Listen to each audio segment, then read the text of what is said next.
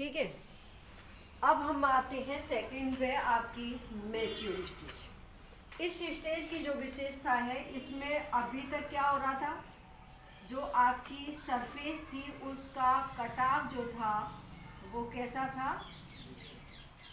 साफ था। और यहाँ आकर के आपका ये नदी का जो कटाव है वो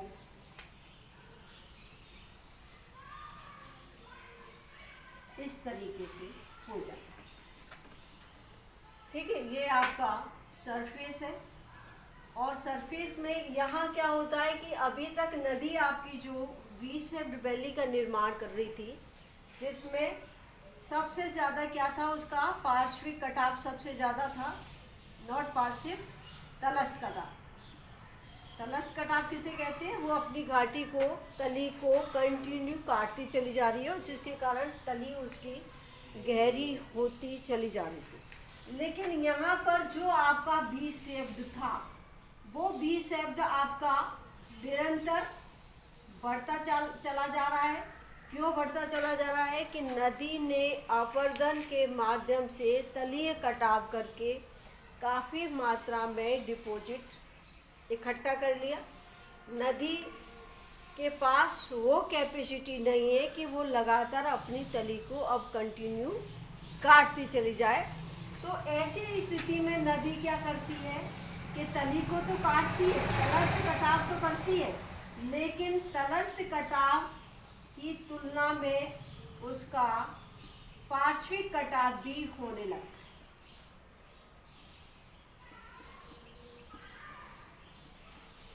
वो अपनी तली को काटने के साथ साथ अपने किनारों को भी काटती चली जाती है। और परिणाम क्या होता है कि जो बी शेप्ड वैली थी वो धीरे धीरे तली पार्श्विक कटाव द्वारा वो धीरे धीरे आपकी चौड़ी होती चली जाती। तो क्लियर हो गया कि जहां आपका यूथ स्टेज में तलस्थ कटाव हो रहा था, पार्श्विक कटाव ना के बराबर हो रहा था, वहीं आपकी मैच्योर स्टेज में नदी अपनी तली को काटने का काम कम करती है, बल्कि उसके साथ साथ वो पार्श्विक कटाव भी, किनारों को काटने का काम भी शुरू कर देती है, जिससे जो घाटी होती है वो घाटी धीरे धीरे चौड़ी होने लगती है। और यहाँ पर जाकर के जो क्षैतिज दूरी थी, उच्चावच की जो दूरी थी, वो दूरी धीरे धीरे कम होने लगती है, क्योंकि वो घाटी को चौड़ा करती है। और इधर आपका पर्वतीय भूखंड होता है, वो भी धीरे धीरे कटाव क्रिया के माध्यम से हमारी भू सतह से, घाटी सतह से मिलने लगता है। तो इस स्टेज की जो विशेषता थी या जो क्वालिटीज़ थी वो है, नोट कर लीजिए, मैच्योर स्टेज। मैच्योर स्टेज में पौर्णावस्था में इसमें ये कर लीजिए बेस लाइन,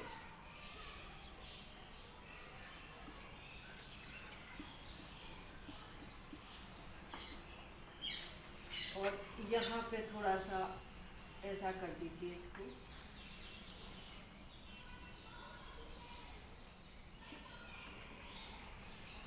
पार्श्विक कटाव।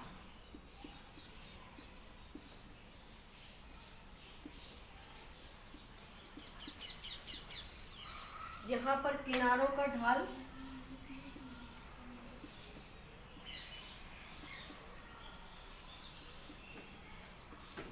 कैसा हो रहा है, धीरे धीरे धीमा पड़ रहा है। अभी तक जो खड़ा ढाल था वो अब खड़ा ढाल नहीं हो रहा है, बल्कि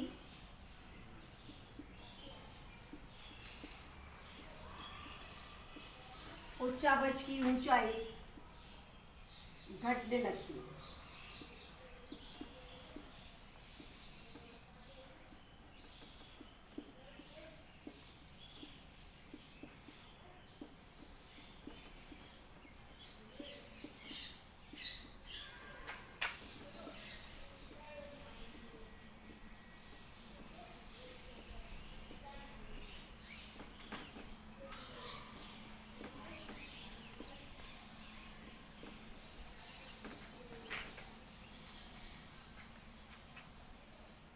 इस अवस्था में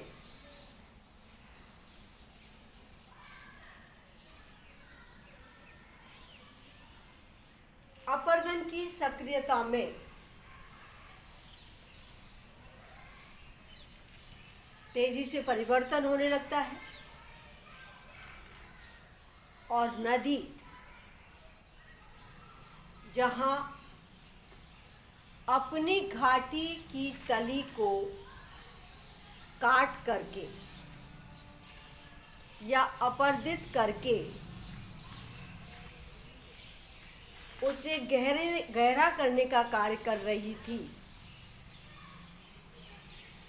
वही इस अवस्था में वह इस अवस्था में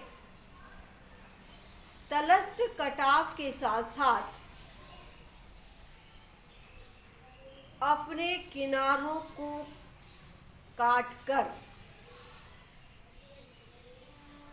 घाटी को चौड़ा करने का काम करने लगती है। घाटी को चौड़ा करने का काम करने लगती है, अर्थात उत्थित भूखंड की ऊंचाई भी धीरे धीरे कम होने लगती है। अर्थात उत्थित भूखंड की ऊंचाई भी धीरे धीरे कम होने लगती है।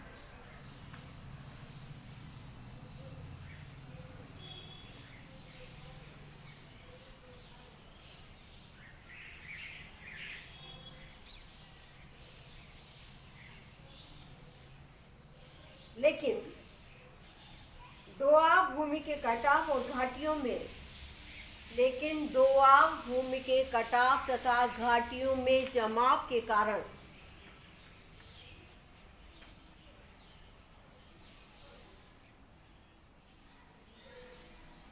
नदी का वेग कुछ कम हो जाता है और नदी समतल भाग की ओर प्रवाहित होने लगती है।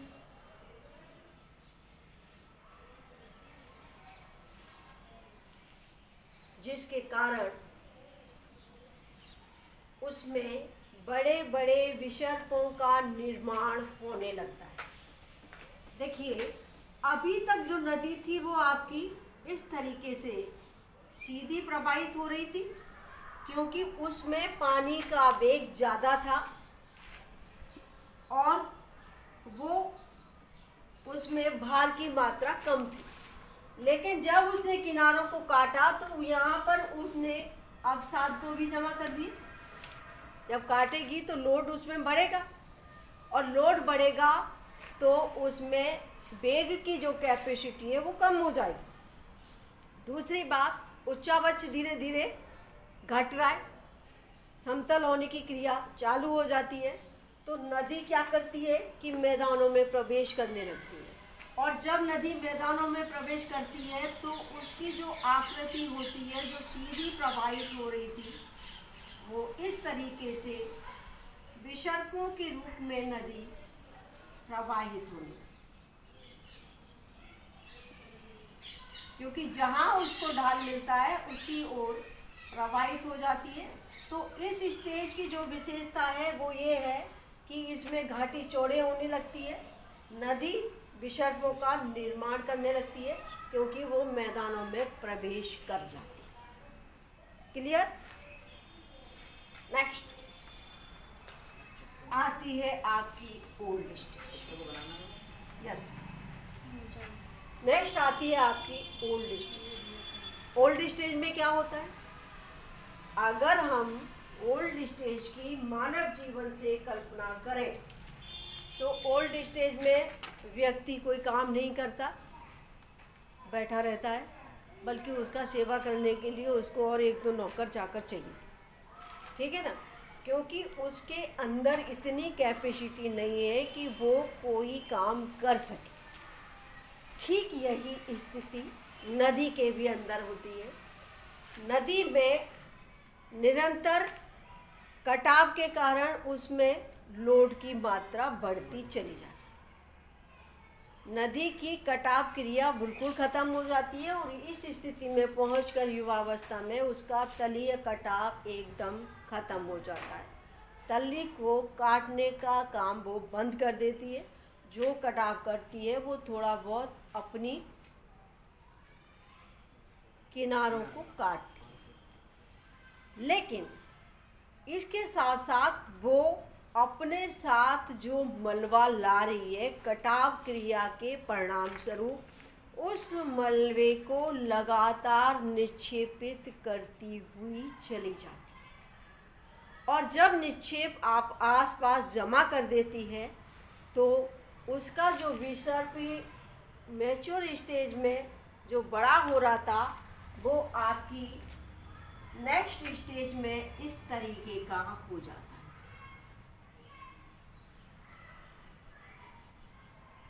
इस तरीके से विसर्प और भी तेजी के साथ बड़े हो जाते हैं।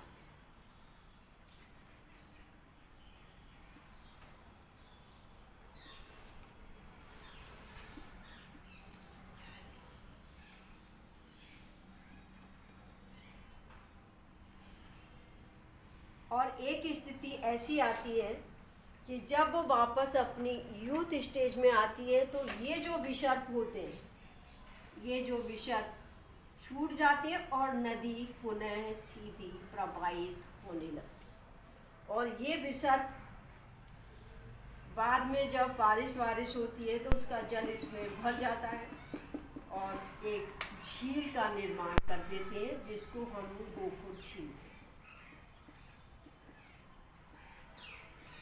या होने से छाड़न झील भी, ठीक है। इस की जो विशेषता है वो विशेषता ये है कि यहाँ पर जो नदी ने घाटी को चौड़ा किया था, यहाँ पर घाटी एकदम इस तरीके से हो जाती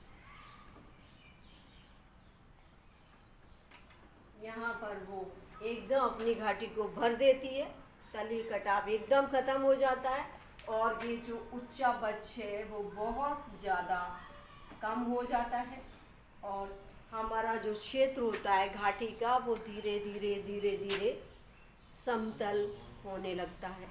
और लास्ट में जाकर के आपका ये जो क्षेत्र बनता है उस क्षेत्र में एक डेल्टा का निर्माण हो जाता है और उस डेल्टा के आसपास नदी कुछ यहाँ पर इस तरह की छुटपुट ऊंची पहाड़ियाँ या टीले बसते हैं। वो टीले वो होते हैं जिन्हें नदी काटने में असमर्थ रहती है। कठोर चट्टानों के भूभाग जो नदी के द्वारा नहीं कट पाते हैं, जिन्हें हम क्या बोलते हैं, मोनोडना।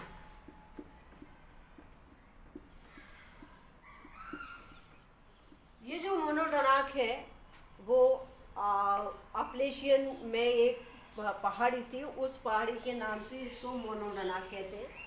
और बाद में जो ये जो डेल्टा का निर्माण करती है, इस आसपास ये इसका नदी अपना निक्षेप जमा कर देती है और इस भाग को बिल्कुल समतल कर देती है, जिसे हम पेनिप्लेन कहते हैं।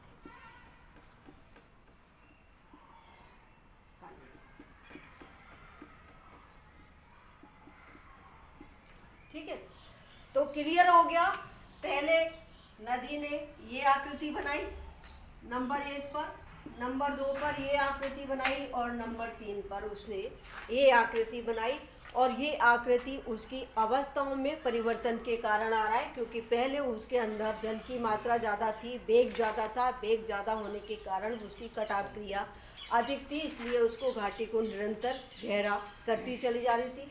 सेकेंड स्टेज में जो यूथ स्टेज में उसने जो कटाव किया था उसका लोड उसके अंदर था, तो उसका तलस्थ कटाव कम होने लगता है बजाय पार्श्विक कटाव की। इस स्थिति में वो डिपोजिशन करती है, अपने किनारों के आसपास, घाटी के आसपास मलबा को छोड़ती हुई चली जाती है और जो कुछ थोड़ी बहुत कैपेसिटी होती है वो अपने किनारों को काट करके इतना सीधा कर देती है कि वो जो घाटी होती है वो भर जाती है और उत्थित भूखंड से जाकर के उसको उत्थित भूखंड कट खत्म हो जाता है और वो एक समप्राय मैदान में पूरा भाग निर्मित हो जाता है। केवल छोटी मोटी जो पहाड़ियाँ बचती हैं, कठोर चट्टानी भूखंड होते हैं, वो आपके मोनोडोना के रूप में कहीं ऊंचे उठे हुए दिखाई देने लगते हैं। तो this stage is old stage, तो नोट कर लीजिए।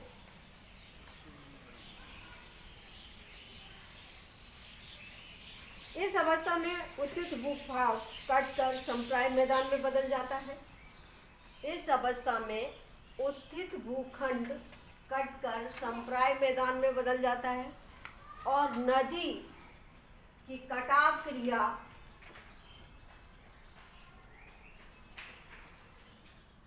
बहुत कम हो जाती है,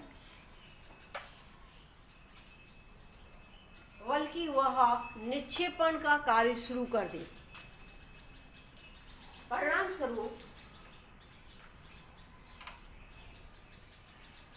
उच्चावच कम हो जाता है, धरातलीय विषमताएं समाप्त हो जाती हैं।